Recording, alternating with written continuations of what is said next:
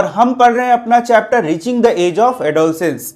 तो बच्चों, आप सब क्लास 8 में पहुंच चुके हैं और क्लास 8 में जब आप पहुंचते हैं तो उस टाइम तक आपके शरीर में नए नए बदलाव होने शुरू हो जाते हैं। आप देखेंगे कि बहुत सारे ऐसे बच्चे हैं जिनके मूंछ और दाढ़ी निकलने शुरू हो जाएंगे और बहुत सारे ऐसे बच्चे हैं जिनका शरीर में खास परिवर्तन होगा, ऊंचाई एकाएक खास बढ़ना शुरू हो जाएगा। गर्ल्स में उसी प्रकार से परिवर्तन होने शुरू हो जाएंगे। तो यह जो एज है इसको हम लोग क्या बोलते हैं? Age of adolescence. तो इसके बारे में पूरा विस्तृत रूप से इस चैप्टर में हम लोग को पढ़ाया गया है। तो चलिए हम लोग देखते हैं क्या क्या बातें हम लोग को पढ़नी है। तो यहाँ पर हम लोग क्या करेंगे, यहाँ पर हम लोग एनसीईआरटी के लाइन बाय लाइन पढ़ेंगे और जो भी क्वेश्चंस आपको पूछे जाते हैं वो सारे क्वेश्चन आंसर मैं यहाँ पर आपको बताता चला जाऊंगा। तो हम लोगों ने क्या पढ़ा? In the previous chapter you have learned how animals reproduce. Previous chapter में हम लोगों ने क्या पढ़ा कि किस प्रकार से एनिमल सेक्सुअल रिप्रोडक्शन करते हैं, किस प्रकार से एसेक्सुअल रिप्रोडक्शन करते हैं। It is only after growing up. तो ये जो रिप्रोडक्शन होता है उसका खास एक एज होता है, उस एज के बाद ही रिप्रोडक्शन हो पाता है। ऐसा क्यों?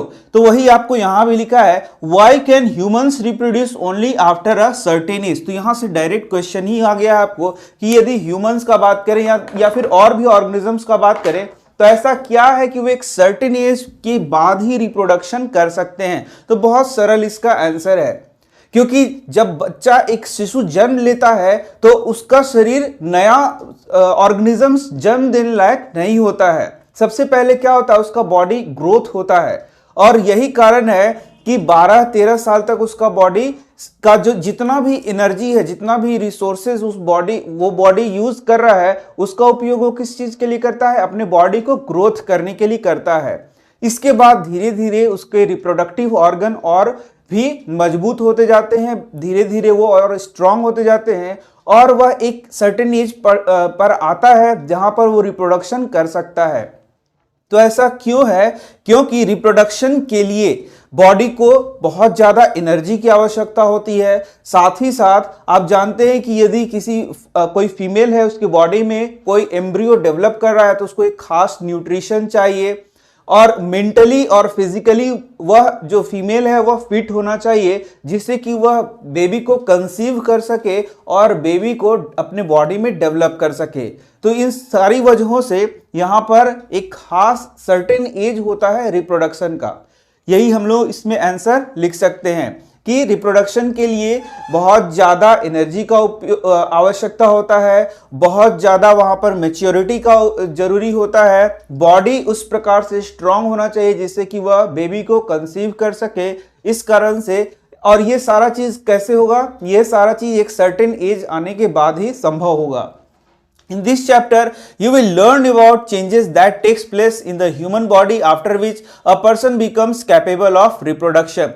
तो हम लोगों ने क्या पढ़ा कि धीरे धीरे बॉडी में चेंजेस आते जाएंगे और बॉडी धीरे धीरे क्या हो जाएगा? कैपेबल हो जाएगा रिप्रोडक्शन के लिए, जिस कारण से उसको एक सर्टेन एज चाहिए जब तक वो क्या होगा, उसके बॉडी में वो डेवलपमेंट हो सकेंगे। तो आप देख सकते हैं कैपेबल ऑफ रिप्रोडक्शन। तो यहां इसके आंसर में भी लिख सकते हैं कि when body become capable for reproduction, capable of reproduction, it can reproduce. तो वो कैपेबिलिटी कब आएगा? एक सर्टेन एज आने के बाद ही आएगा। तो यहां इसके आंसर में भी आप इसको लिख सकते हैं। In chapter 9 you have learned about human reproductive organs. हम लोगों ने ह्यूमन रिप्रोडक्टिव ऑर्गन के बारे में पूरा डिटेल पढ़ लिया है। We shall discuss the role that hormones play in bringing about changes that make a child grow into an adult. तो अब हम लोग को एक नया वर्ड देखने को मिला और ये है हार्मोन। तो ये हार्मोन क्या होता है? हार्मोन बेसिकली केमिकल होते हैं जो हमारे बॉडी में अलग अलग ग्लैंड्स के द्वारा सिक्रेट होते हैं और ये हमारे बॉडी के बहुत सारे फंक्शंस को क्या करते हैं? रेगुलेट करते हैं। जैसे कि यहाँ पर हार्मोन्स के बारे में कुछ बातें बताई गई है तो वो हम लोग आगे देखेंगे। तो आपने समझ लिया हार्मोन्स क्या है। हमारे बॉडी में अलग अलग ग्लैंड्स हैं जहां से कुछ केमिकल का स्राव होता है जो हमारे बॉडी में बहुत सारे फंक्शंस को करता है। उन्हें हम लोग क्या बोलते हैं? हार्मोन्स बोलते हैं। इसके बाद हम लोग का सबसे पहला टॉपिक आप देख सकते हैं adolescence and puberty. Bujo was celebrating his 12th birthday after his friend left. Bujo and Paheli began chatting with their parents. Paheli studies in an all-girls school. तो यहां पर बूझो एक और पहेली वो दोनों क्या आप देख सकते हैं, बूझो आज सेलिब्रेटिंग हिज 12th बर्थडे, बूझो 12वां बर्थडे सेलिब्रेट कर रहा है, तो 12वां बर्थडे सेलिब्रेट किया तो उसके बाद कौन से वर्ष में आएगा, 13वें वर्ष में आएगा, जो कि एडोलेसेंस यानी कि टीनेज का शुरुआत है, हम लोग बोलते हैं। After his friends left Boojho and Paheli began chatting with their parents, वो लोग अपने पेरेंट्स से बात करना शुरू करते हैं। पहली studies in an all girl school, पहली एक गर्ल्स स्कूल में पढ़ाई करती है। सी स्टार्टेड लाफिंग, वो हंसना शुरू करती है। She remark that many of Boojho school friend whom she met after a year had suddenly shot up in height, तो वहां पर बोलती है कि कुछ ऐसे दोस्तों से वो मिली है जो कि हाइट में क्या हो गए, अचानक से बहुत बढ़ गए हैं। तो ऐसा आखिर हुआ क्यों? Some of them we are looking very funny with a hairy line above their lips, hairy line above their lips मतलब कि मूंछ आने शुरू हो गए हैं। Her mother explained that the boys had grown up, तो उसकी मदर ने एक्सप्लेन किया कि बॉयज क्या हो गए हैं, ग्रोन अप हो गए हैं। तो यहाँ पर दो वर्ड आप देख सकते हैं कि सडनली उसका हाइट क्या हो गया है, बढ़ने लगा है, सडनली क्या हो गया है, मूंछ आना शुरू हो गया है। तो ये क्या निशानी है? यह निशानी है कि उसका बॉडी धीरे धीरे ग्रो कर रहा है और वह चाइल्ड से एडल्ट की ओर मूव कर रहा है, मतलब वह बच्चे से बड़े की ओर उसका बॉडी विकास कर रहा है। तो यहां से यहां आपको कुछ ऐसा समझने का है नहीं, तो जो जो पॉइंट्स और जो जो इंपॉर्टेंट क्वेश्चंस होंगे वो सारे मैं आपको बताते चलता हूं। Growth begins from the day one is born, आप जानते हैं कि ग्रोथ जैसे ही बच्चे का जन्म होगा उसी टाइम से शुरू हो जाएगा। But upon crossing the age of 10 और 11 there is a sudden spurt in growth which becomes noticeable. The changes taking place in the body are part of growing up. They indicate that you are no longer a child but are on the way to becoming an adult. तो मैंने जैसे as बताया 12 के बाद बताया, तो आप देख सकते हैं यहाँ 10 और 11 को बता रहा है। इसका मतलब जब बच्चे का जन्म हो रहा है और 10 से 11 साल का हो रहा है तो उसकी बॉडी में जो ग्रोथ हो रहा है वह नोटिसेबल नहीं होता है, लेकिन इसके बाद जो ग्रोथ आएगा वो नोटिसेबल होना शुरू हो जाएगा। उसका अचानक हाइट बढ़ना शुरू हो जाएगा, उसकी मूंछ आने शुरू हो जाएंगे। यदि मेल है तो उसका दाढ़ी आना शुरू हो जाएगा, फीमेल में अलग चेंजेस आने शुरू हो जाएंगे। तो ये क्या है? यही है आपका reaching the age of adolescence, मतलब कि वो चाइल्ड से एडल्ट की ओर बढ़ रहा है। Growing up is a natural process, तो अभी तक तो कोई खास क्वेश्चन आ नहीं रहा है। The period of life when the body undergoes changes leading to reproductive maturity is called adolescence. तो यहां पहला क्वेश्चन आपका आ गया, एडोलेसेंस क्या है? एडोलेसेंस देख सकते हैं द पीरियड ऑफ लाइफ, वह पीरियड ऑफ लाइफ है when the body undergoes changes leading to reproductive maturity। तो बस आपको दो वर्ड यहां पर याद कर लेना है, रिप्रोडक्टिव मैच्योरिटी, वह पीरियड ऑफ लाइफ, तीन वर्ड ऐसे, पीरियड ऑफ लाइफ जो कि रिप्रोडक्टिव मैच्योरिटी जहां पर हो रहा है उसे ही हम लोग क्या बोलते हैं, एडोलेसेंस। तो इस प्रकार से आप इसको याद कर सकते हैं। देखिए क्या क्या याद करेंगे, period of life, period of life जो कि रिप्रोडक्टिव मैच्योरिटी जहां पर हो रहा है that is called age adolescence. तो उसी को हम लोग क्या बोलेंगे, एडोलेसेंस का पीरियड बोलेंगे। तो आपको यह आसानी से इस प्रकार से याद हो सकता है। Adolescence begins around the age of 11 and last up to 18 और 19। तो जैसे मैंने आपको बताया था कि 12 साल के बाद एडोलेसेंस शुरू होता है, लेकिन अलग अलग बुक्स में इसको अलग अलग तरीका से पढ़ाया जा सकता है। तो यहां क्लियरली लिखा हुआ है जो आपको याद करके रखना है कि एडोलेसेंस कब से कब तक चलेगा, तो 11 साल से शुरू होगा और 18 से 19 साल तक चलेगा। इसका मतलब यह रिप्रोडक्टिव मैच्योरिटी का फेज होगा। उसके बाद कोई एक व्यक्ति है, कोई एक इंडिविजुअल हो, मैच्योर हो जाएगा और रिप्रोडक्शन के लायक उसका बॉडी हो पाएगा, कैपेबल हो पाएगा। ये हम लोगों ने शुरू में पढ़ा था वर्ड कैपेबल, तो मतलब वह रिप्रोडक्शन के कैपेबल हो पाएगा और रिप्रोडक्शन कर सकेगा। तो ये दूसरा क्वेश्चन हो गया, क्या एज है? तो 11 से 18 और 19 year of age, 19 years of age. Since this period covers the teen 13 to 18 और 19 of the age, adolescent are also called teenage. तो आप देखेंगे टीन वर्ड आ रहा है, 13, 14, 15, 16, 17, 18, 19, तो ये टीन वर्ड से ही आ जाता है टीनेजर्स। तो टीनेजर्स आपने बहुत बार वर्ड सुना है, तो यही है टीनेजर्स। इन गर्ल्स एडोलसेंस में बिगिन अ ईयर और 2 अर्लियर देन इन बॉयज। तो यहां से क्वेश्चन आ जाएगा कि क्या गर्ल्स और बॉयज में एडोलसेंस का जो पीरियड है वह एक साथ शुरू होगा? तो आंसर है नहीं। गर्ल्स में जो एडोलसेंस का पीरियड है, सेक्सुअल मैच्योरिटी का जो पीरियड है, या फिर बोले कि रिप्रोडक्टिव मैच्योरिटी का जो पीरियड है, वह 1 से 2 साल पहले शुरू हो जाएगा। A year or 2 earlier than in boys। तो ये आपको आंसर आ गया। Also the period of adolescence varies from person to person। तो आपको कितने सारे यहाँ पर क्वेश्चन मिल गए। पहला एडोलेसेंस क्या है, तो हम लोगों ने क्या देखा, रिप्रोडक्टिव मैच्योरिटी का जो एज है उसे हम लोग क्या बोल रहे हैं, एडोलेसेंस। टीनेजर्स 13 से 18-19, या फिर यहाँ पर 11 से आपको दिया हुआ है वो टीनेजर्स हो गए। इसके बाद आपका जो गर्ल और बॉयज हैं उनमें मैच्योरिटी फेज अलग अलग होगा, मतलब पीरियड अलग अलग होगा, और पर्सन टू पर्सन भी ये क्या होगा, अलग अलग। तो ये सारे क्वेश्चन आप याद कर लीजिए।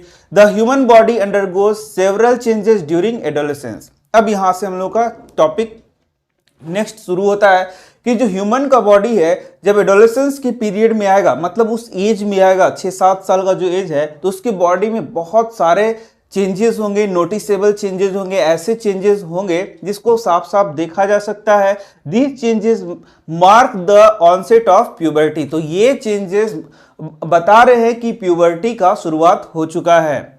The most important changes which marks puberty is that boys and girls become capable of reproduction। तो धीरे धीरे ऐसा चेंजेस उसके बॉडी में आ रहा है जो कि उसका सेक्सुअल मैच्योरिटी या बोले कि रिप्रोडक्टिव मैच्योरिटी की ओर उसको ले जा रहा है, और धीरे धीरे वह जो बच्चा है वह एडल्ट में परिवर्तित हो रहा है और उसका बॉडी रिप्रोडक्शन के लायक कैपेबल होता जा रहा है। Puberty ends when an adolescent reaches reproductive maturity. तो यहां से क्वेश्चन आया कि प्यूबर्टी कब एंड होगा, जब वह रिप्रोडक्टिव मैच्योरिटी प्राप्त कर लेगा वह इंडिविजुअल।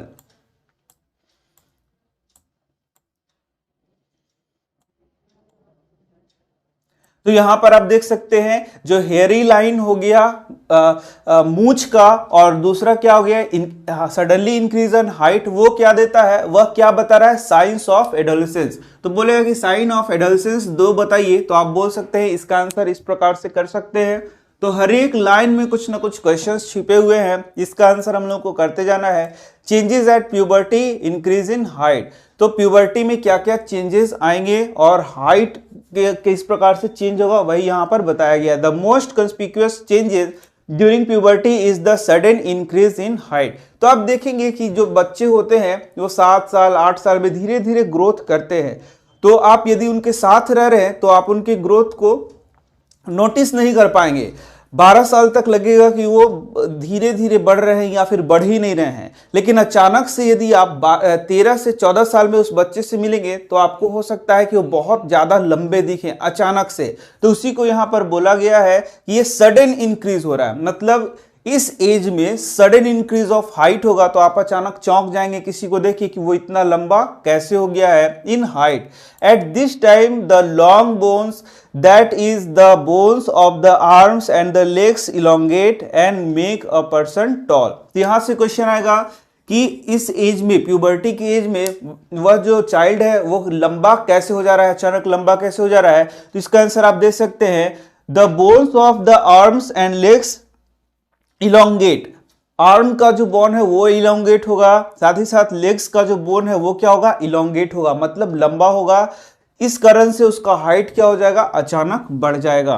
तो ये हो गया आपका। और एक और चीज है कि इसमें टॉलनेस बढ़ेगा, हाइट बढ़ेगा, वो मोटा हो जाए ऐसा नहीं, वो बहुत लीन एंड थिन होता है, जबकि कुछ बच्चे बहुत मोटे मोटे भी हो जाते हैं। तो यहाँ पर टॉलनेस का बात किया जा रहा है।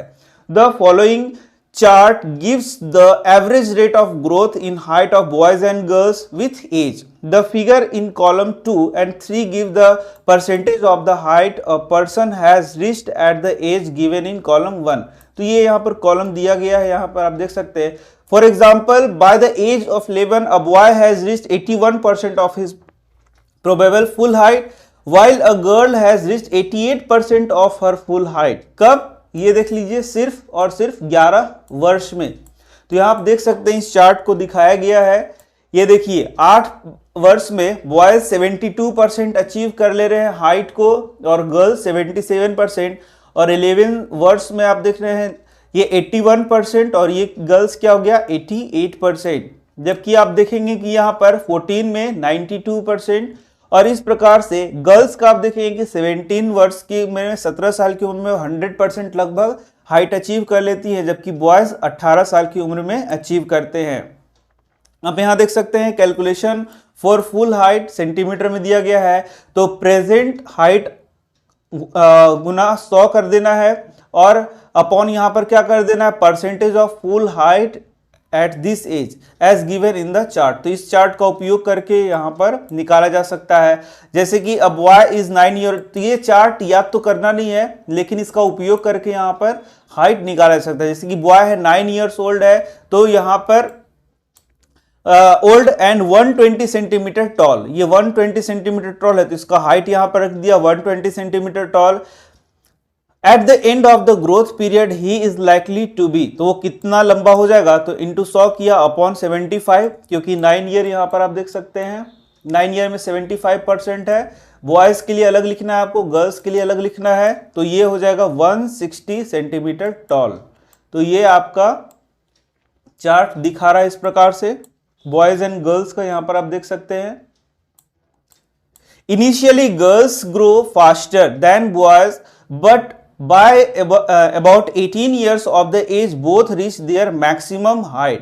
तो यहां देख सकते हैं लगभग 18 साल में वो मैक्सिमम हाइट को यहां पर प्राप्त कर लेते हैं। जबकि आप देखेंगे कि ये है, ये गर्ल है, ये देख सकते हैं ये जो ब्लू लाइन है वो क्या है, गर्ल का, और रेड लाइन क्या है, बॉयज का। तो यहां पर एज के हिसाब से आप देखेंगे कि गर्ल्स का ग्रोथ रेट क्या है, बहुत फास्टर है, जबकि लगभग 18 की एज में उन the rate of growth in height varies in different individual. तो यहां पर वही देख सकते हैं आप कि the rate of growth in height varies in different individual. अलग अलग इंडिविजुअल में ये जो रेट ऑफ ग्रोथ है हाइट का वह अलग अलग हो सकता है। कुछ बहुत जल्दी लंबे हो जाते हैं, कुछ धीरे धीरे लंबे होते हैं। सम में grow suddenly at puberty and then slow down while others में ग्रो ग्रेजुअली। तो कुछ बहुत फास्ट ग्रो करेंगे, कुछ बहुत स्लो ग्रो करेंगे। तो ये अब चार्ट आपको समझ में आ गया है। यहाँ थोड़ा सा एक बार मैं फिर से आपको बता देता हूँ, यदि कुछ कंफ्यूजन हो तो by the age of 18 years both reach their maximum height। तो लगभग 18 साल में वो मैक्सिमम हाइट जितना होना चाहिए उतना में वो पहुंच जाते हैं, यह बात यहां पर बताया गया है। There is no need for पहली to worry, all parts of the body do not grow at the same rate। Sometimes the arms and legs or hands and feet of adolescent look oversized and out of proportion with the body, but soon the other parts catch up and results in proportionate body।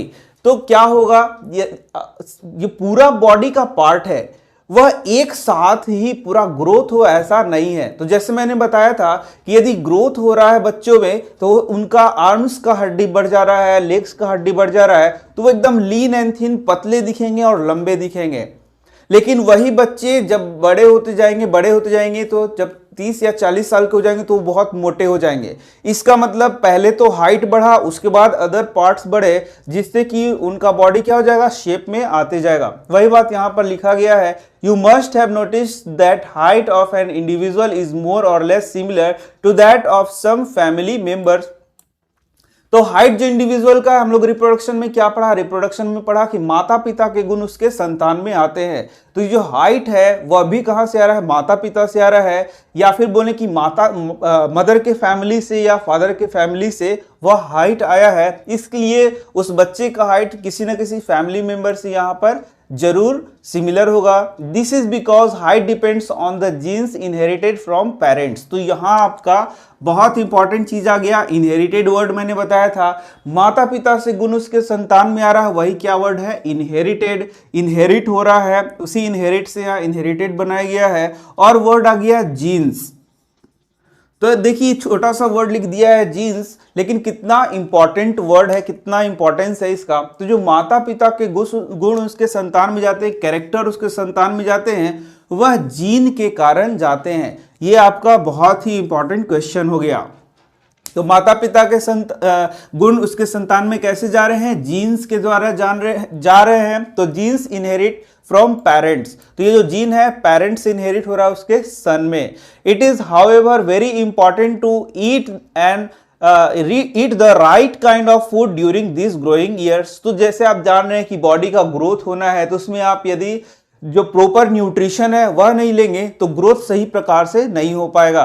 This helps the bones, muscles and other parts of the body to get adequate nourishment for growth. तो यहां पर जैसे मैंने अभी to word use कर दिया, तो आपको लग रहा हो कि एकदम एग्जैक्ट नहीं पढ़ रहे हैं सर, ऐसा बात नहीं है। इस प्रकार से हम लोग एक आध वर्ड हो जाता है इधर उधर। तो दिस हेल्प्स द बोन, यहां से यदि क्वेश्चन आएगा कि why we need proper nutrition in this age, तो इसका आंसर आप लिख सकते हैं because this helps the bones, muscles and other parts of the body get adequate nourishment for growth. तो यह जो हम लोग न्यूट्रिशन ले रहे हैं, प्रॉपर न्यूट्रिशन ले रहे हैं, न्यूट्रिशन मतलब क्या हो गया, जो हम लोग भोजन कर रहे हैं उसमें जो विटामिन्स हैं या फिर मिनरल्स हैं, और भी जो आपके इंपॉर्टेंट जो कंस्टिट्यूएंट हैं फूड के, वो सब हम लोग क्या करते हैं, एक प्रॉपर मात्रा में लेते हैं। यदि उसकी कमी हो जाएगी तो हमारे बॉडी का ग्रोथ क्या हो जाएगा, रुक जाएगा। तो एडिक्वेट मतलब क्या होता है वर्ड, पर्याप्त। पर्याप्त मात्रा में हम लोगों को लेना है, जो कि हमारे ग्रोथ को क्या करेगा, प्रॉपर रूप से कर सकेगा। तो ग्रोथ में मुख्य रूप से बोन्स का ग्रोथ होना है, मसल का ग्रोथ होना है। तो बोन्स की ग्रोथ के लिए आपको कैल्शियम चाहिए, मसल के ग्रोथ के लिए प्रोटीन चाहिए। तो ये सारी चीजें आपको चाहिए। तो ये आंसर यहां से यहां तक लिख सकते हैं। You will find nutritional needs of adolescent discussed later in the lesson. तो ये आपको याद भी करना है, आगे के भाग में इसको पढ़ाया गया है। अब हम लोग देख रहे हैं चेंज इन बॉडी शेप। तो इसको मैं आपको नेक्स्ट वीडियो में पढ़ाऊंगा, बहुत लंबे वीडियोस हो जाएंगे। तो मैं मिलता हूं आपसे नेक्स्ट वीडियो में। आप कमेंट करिए और बताइए कि आपको वीडियो समझ में आ रहे हैं या फिर नहीं आ रहे हैं। तो मैं मिलता हूं आपसे नेक्स्ट वीडियो में। धन्यवाद।